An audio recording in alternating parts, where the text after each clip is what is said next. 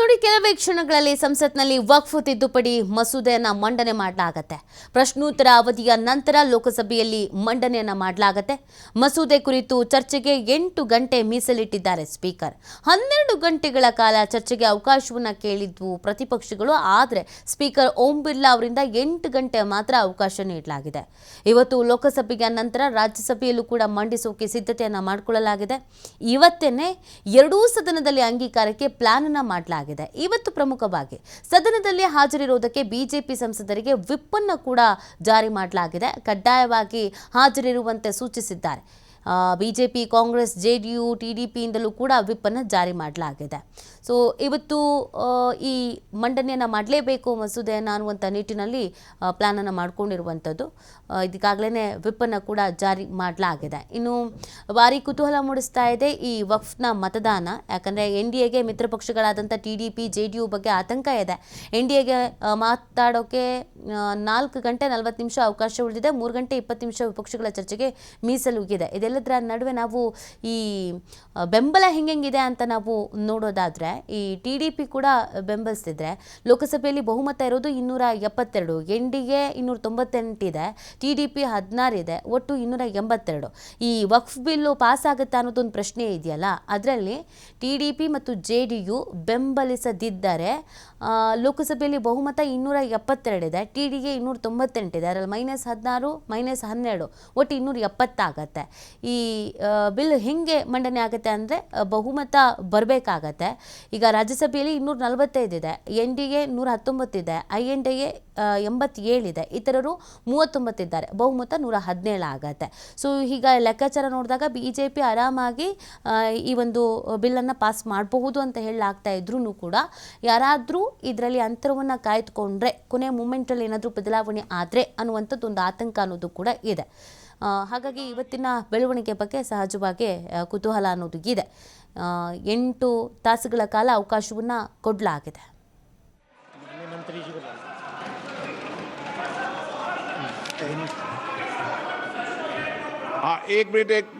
एक board NK Premachandran जी, आप बता दीजिए. Sir, my point of order is relating to Rule 80, Clause 1 of the Rules of Procedure and Conduct of Business, and under Rule 376 of the Rules of Procedure, and also colon structure, page 615.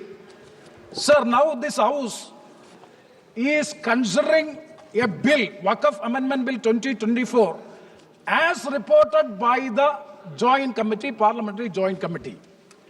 We are not discussing the original bill. It is as reported by the Joint Parliamentary Committee.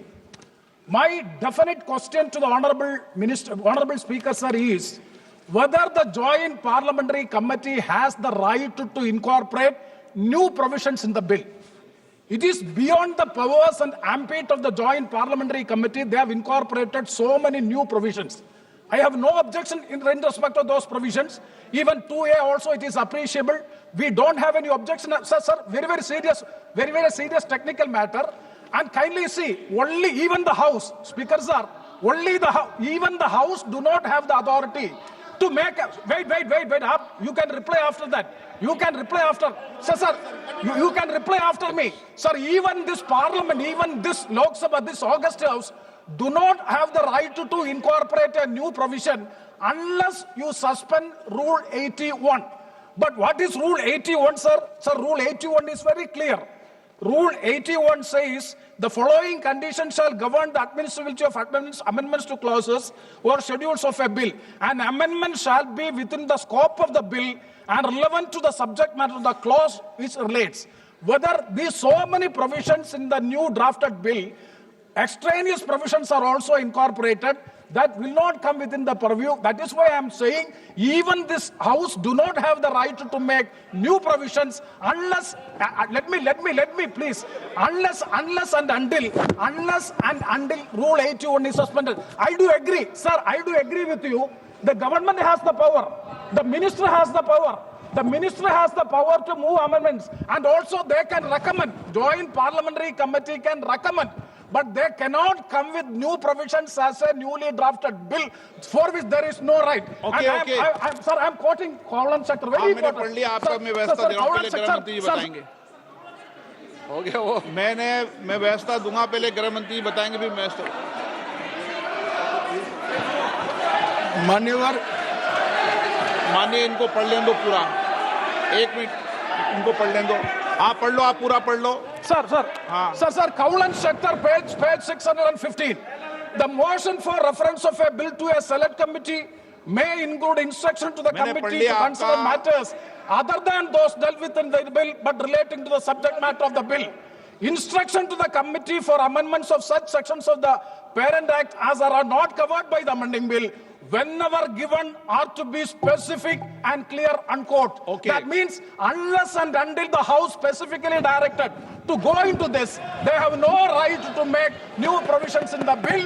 It is beyond the powers of the Joint Parliamentary Committee they've acted, for Okay. which I am seeking a ruling from. आप बात खत्म करें। माननीय गृह मंत्री जी, आप बैठिए। ऐसा नहीं चलेगा माननीय सदस्य, मैंने सबको मौका दिया, प्लीज बैठिए आप। बैठिए। माननीय गृह मंत्री जी बोलेंगे। मान्यवर, माननीय सदस्य ने जो पॉइंट ऑफ ऑर्डर उठाया है, मैं इसके हार्द को सदन के सामने रखना चाहता हूं। भारत सरकार की कैबिनेट ने इस बारे में एक बिल अप्रूव कर सदन के सामने रखा।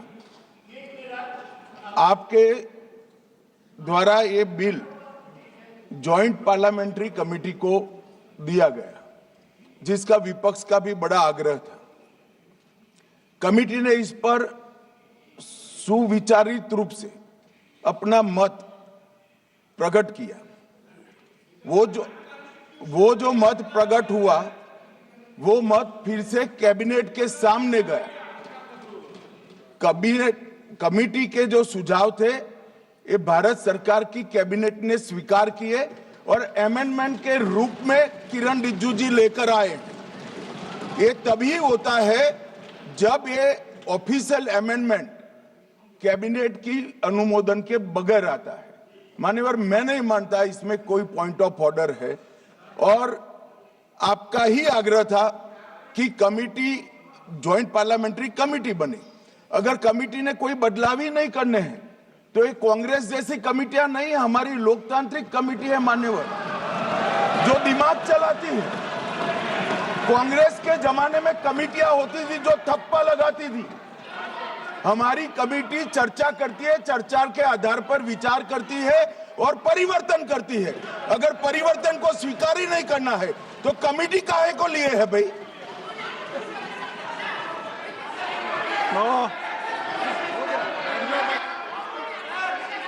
आप जब विधेयक पर चर्चा हो तो सबको मौका दूंगा।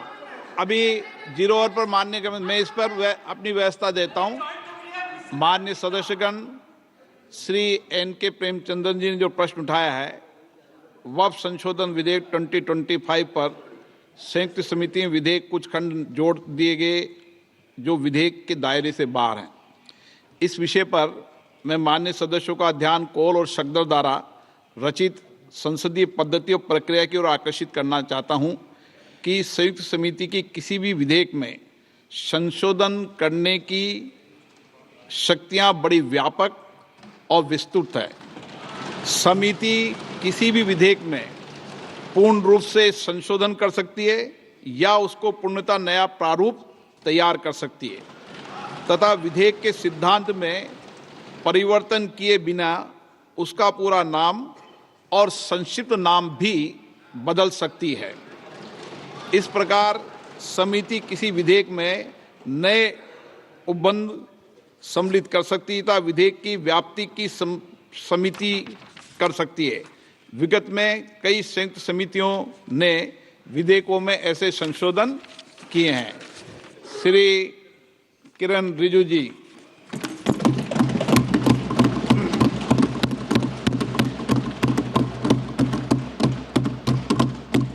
Honorable Speaker, sir, I rise to move the motion for consideration of the Waqf Amendment Bill 2025 and Musalman Waqf Repeal Bill 2024.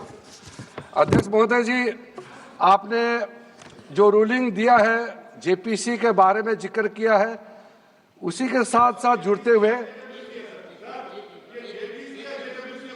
एक मिनट किरण रिजिजू जी, एक मिनट श्री सौगत राय जी संशोधन संख्या 108 को प्रस्तुत करें। आप बोल रहे थे ना? Under Rule 77(2) of the Rules of Procedure, I propose that the Waqf Amendment Bill 2025 be recommitted for the purpose of eliciting further opinion thereon. Okay, माननीय मंत्री जी अब 12-16 पर अपना वक्तव्य दें।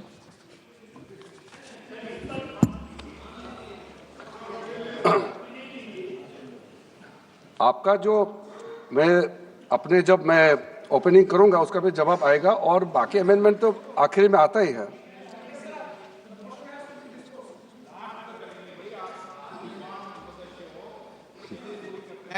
चलिए माननीय मंत्री जी। माननीय अध्यक्ष महोदय, हम सबको बहुत डिटेल में जाने का भी आवश्यकता नहीं है। कमेटी के बारे में उसका जिक्र काफी हो चुके हैं, लेकिन मैं इतना कहना चाहता हूं कि जो कमेटी इस बार दोनों सदन लोकसभा राज्यसभा मिला करके ज्वाइंट कमेटी में वक्फ अमेंडमेंट बिल पे जो चर्चा हुई है, आज तक भारत के संसदीय इतिहास में इतना व्यापक रूप से चर्चा, कंसल्टेशन और समय कभी नहीं दिया है। इसलिए मैं जो ज्वाइंट कमेटी में जितने मेंबर्स दोनों सदनों के लोकसभा और राज्यसभा में जो सदस्य उस कमेटी में थे, मेरे तरफ से सरकार की ओर से मैं धन्यवाद देता हूं, अभिनंदन करना चाहता हूं। अध्यक्ष महोदय जी, कुल मिलाकर के 97,27,772 याचिकाएं ऑनलाइन, फिजिकल, मेमोरेंडम के रूप में, रिक्वेस्ट के रूप में और सुझाव के रूप में पूरे तरह से सरकार ने देखा है। वो जेपीसी के माध्यम से हो या डायरेक्ट दिया हो, हमने सब उसको देखा है। इससे बड़ा कभी भी, इससे ज्यादा संख्या में किसी भी बिल के ऊपर में लोगों का याचिकाएं नहीं आया आज तक। कुल मिलाकर के 284 डेलीगेशन ने अलग अलग समुदाय के जो स्टेक होल्डर्स है, उन्होंने कमेटी के सामने में अपने बात को रखा है, सुझाव भी दिया है। 25 स्टेट गवर्नमेंट और यूनियन टेरिटरीज का वक्फ बोर्ड्स ने अपना सबमिशन भी पेश किया गया है। इसके अतिरिक्त कई लीगल लुमिनरीज, विद्वान लोग हैं हमारे समाज में, कम्युनिटी लीडर्स हैं, अलग अलग धार्मिक संस्थाओं का प्रतिनिधि, charitable organisation, civil society, academicians, researchers, policy makers, सब ने इस कमेटी के सामने में पेशकश किया है। उसके साथ साथ मैं कहना चाहता हूं सर, आज जब मैं जो बात रखूंगा आपके सामने में, पिछली बार जब हमने ये प्रस्तुत किए थे बिल को इस सदन में, तब भी मैंने कई बातें बताई थी। आज मैं उसको नहीं दोहराते हुए कुछ बातें मैं जोड़ूंगा और मुझे अपना बात रखने के बाद सिर्फ उम्मीद ही नहीं, पूरा यकीन है कि जो लोग इस बिल को विरोध कर रहे थे, वो हृदय में भी बदलाव होगा। पॉजिटिव सोच के साथ इस बिल में सब समर्थन करेंगे, ये मैं विश्वास के साथ आप आगे अपना बात रखना चाहता हूं। क्योंकि मैं पॉजिटिव नोट से बात रखना चाहता हूं, तो इसलिए एक मेरे जो मन की बात है मैं कहना चाहता हूं, तो इससे अच्छा संदेश जाए।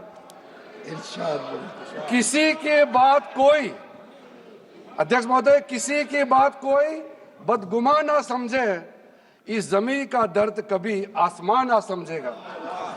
ये मैं दिल से कह रहा हूं, क्योंकि अच्छा सोच के साथ, बड़ा दिल के साथ, खुले मन से मैं ये प्रस्ताव आपके सामने में पेश कर रहा हूं।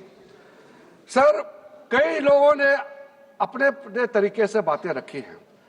किसी ने कहा ये प्रावधान अनकॉन्स्टिट्यूशनल है, गैर संवैधानिक है। किसी ने कहा ये इलीगल है, अनलॉफुल है।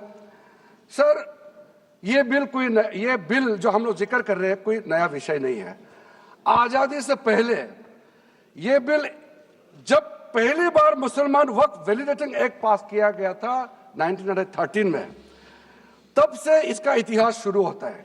उससे पहले प्रिवी काउंसिल ने 1894 में इनवैलिडेट किया था वक्फ अल औलाद को। बाद में उसका प्रॉपर लीगल फॉर्म में 1913 के बाद फिर 1923 में द मुसलमान वक्फ एक्ट लाया गया था, जिसमें अकाउंटिंग और ट्रांसपेरेंसी के बारे में ये जोर उसको देते हुए ये एक्ट पास किया गया था। उसके बाद 1930 में द मुसलमान वक्फ वैलिडेटिंग एक्ट लाया गया है, जो रीइंफोर्स करता है legal validity of the family Waqf.